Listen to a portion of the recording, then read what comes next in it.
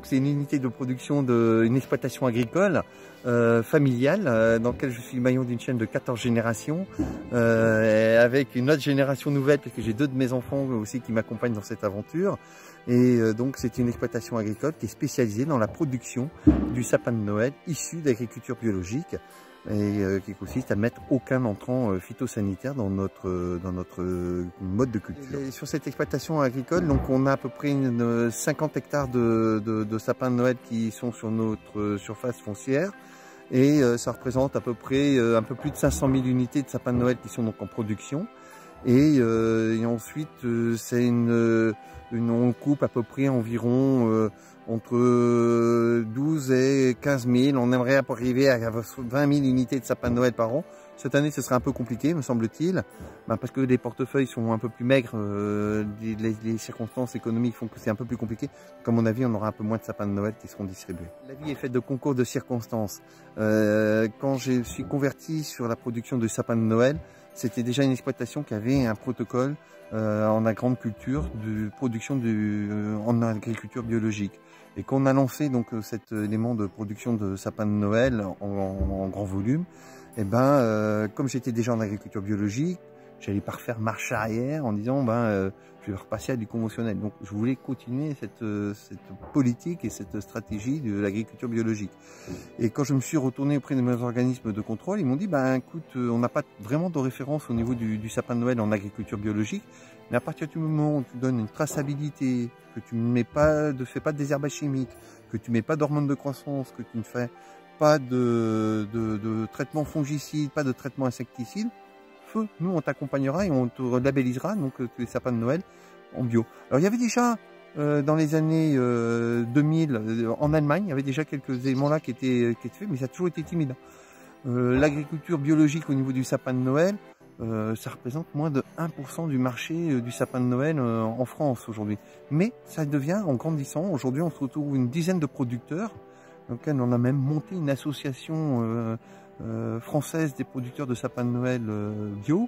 Donc c'est quelque chose qui montre vraiment une vraie possibilité pour les consommateurs aujourd'hui. Alors les sapins de Noël ne sont pas certifiés PEFC, mais ensuite tout ce qu'on fait à côté, entre autres nos rondelles, nos supports de sapins de Noël, sont certifiés PEFC, qui est un PEFC, c'est Programme européen des forêts certifiées. Donc ça veut dire qu'on s'engage aussi à avoir une gestion durable de nos forêts dans le Trot, au niveau de nos rondelles de sapins de Noël. L'activité au niveau de la revente, au niveau des sapins de Noël, on travaille beaucoup avec des distributeurs, Truffaut, des Gambert, on travaille beaucoup avec eux. On travaille aussi beaucoup avec des associations d'écoles qui leur permettent de pouvoir faire un petit quelque chose pour pouvoir créer des activités après au niveau de leur association. On travaille aussi avec des comités d'entreprise.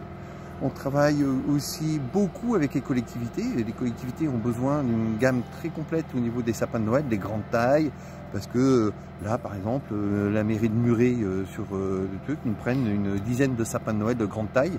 Donc il leur faut des grands sapins, mais aussi des petits sapins pour pouvoir aussi décorer les rues et ainsi de suite. Donc voilà, c'est grosso modo notre distributeur. Et on a aussi un système où on met du sapin de Noël en vente en ligne, et donc ça nous permet aussi de les distribuer aussi à des particuliers qui n'ont pas les moyens de transport ou qui sont des personnes âgées, qui n'ont pas la possibilité de se déplacer ou autre, d'avoir un sapin de Noël bio livré chez eux. Alors on a 2 variétés en effet en production qui sont principalement donc le normal qui représente à peu près 80% de la demande au niveau du sapin de Noël. C'est un sapin qui va être plus solide, qui va être plus étoffé, qui va être plus tenir des aiguilles surtout beaucoup plus longtemps dans la saison, qui sont beaucoup moins fragiles. Mais pour autant, il faut s'en occuper, il faut quand même les mettre avec un support et les pieds dans l'eau, comme toute plante coupée. Quand vous coupez des fleurs, on les met aussi dans un vase d'eau et voilà, ça peut migrer. Et l'épicéa, lui, c'est plus le sapin qui est traditionnel parce qu'il a une odeur, on sent un peu la citronnelle, ça sent la forêt, qu'on n'a pas le Norman malheureusement, mais qu'on retrouve au niveau de l'épicéa. Donc ce sera l'essence qui sera un truc, mais qu'il faudra mettre vraiment plutôt dans les dernières dates avant les fêtes de Noël, parce qu'il est beaucoup plus fragile, il peut faire tomber vraiment ses aiguilles beaucoup plus rapidement. Faire du sapin de Noël bio, c'est une chose. Puis un jour, on m'a dit, mais du sapin de Noël bio, à l'arrière, on s'en fout, on les mange pas, les sapins bio qu'on va manger. Oui, on comprend, mais mais pourquoi pas? Ouais, c'était une vraie réflexion et ça nous a donné aussi donc l'idée d'apporter des réflexions. Pourquoi est-ce qu'on ne pencherait pas du sapin de Noël? Donc on a mis en place on récolte des bourgeons au printemps et on fait un sirop, donc il n'y a aucun apport d'eau dedans et donc il se mélange super bien avec des mets, avec des fruits rouges, avec dans certains plats cuisinés chauds, avec du chèvre chaud, une petite tranche de pain, du chèvre et un filet de sirop là-dessus, passé un petit peu au four, mais c'est une vraie tuerie. Et de faire ça dans une petite bière, on peut faire plein de petits cocktails. Il y a une grande truc qu'on travaille beaucoup avec des grands chefs étoilés en France qui sont pleins d'imagination et qui font des choses délicieuses avec ça. Donc on a une journée porte ouverte donc qui se fait là au premier samedi du mois de décembre, donc qui tombe le 3, samedi 3. Donc là c'est une journée porte ouverte, donc là les gens arrivent, parents, enfants, donc c'est dans un esprit convivial, festif, où les gens viennent choisir leur sapin de Noël, repartent, et donc ça permet aussi nous producteurs d'échanger avec les utilisateurs et donc de pouvoir avoir des choses, c'est un moment merveilleux, c'est une journée magique. Donc le samedi 3 décembre.